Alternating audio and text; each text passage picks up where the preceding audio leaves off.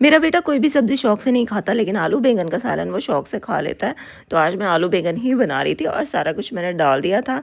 इसके बाद हल्की आंच पे मैंने चढ़ा दिया था सालन और एंड में मैं इसकी भुनाई कर लूँगी। हम सिलेंडर इस्तेमाल करते हैं और इसकी सबसे बुरी बात ये है कि अचानक ख़त्म हो जाता है। पहले पता ही नहीं चलता कि भई आज कम रह गया तो बंदा टाइम से ही भरवा ले।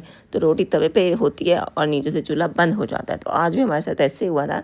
सालन तो मेरा बन गया था, लेकिन रोटी मैंने अभी एक ही पकाई थी और उसके बाद हमारा चूल्हा जो है ना, वो स्लो होते होते बिल्कुल ही बंद हो गया।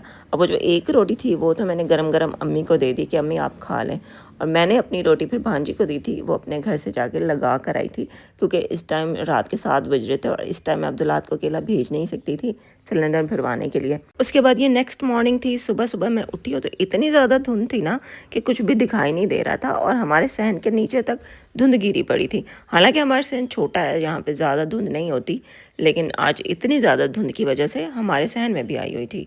और अभी क्योंकि सिलेंडर हमारा रात को ख़त्म हो गया था, तो मैं अपनी ये ड्रेसिंग टेबल तोड़ के जलाने वाली थी ताकि हम नाश्ता तो बना सकें।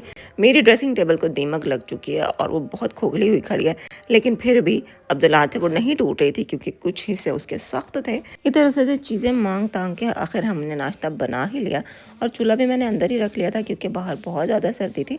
बाहर बैठ के मैं नाश्ता नहीं बना सकती थी, तो मैंने सिलेंडर वाले चूल्हे को नीचे उतार के रख दिया और यहीं पर अपने लोहे वाला चूल्हा रखा और लकड़ियाँ जला के मैंने रोटी बना ली।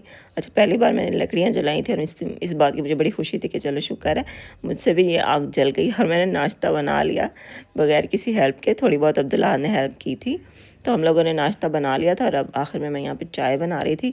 रोटी जैसे ही गरम-गरम उतरी थी तो मैंने अब्दुल्लाह के हाथ अम्मी को भिजवा दी थी, अम्मी तो गरम-गरम खा लें। मेरी रोटी तो फिर चाय बनते-बनते ठंडी ही हो गई थी। खैर, आज का हमारा मिनी व्लॉग यही था। मेरे चैनल को ज़रूर जाके सब्सक्राइब करें। अल्लाह हाफ़िज़।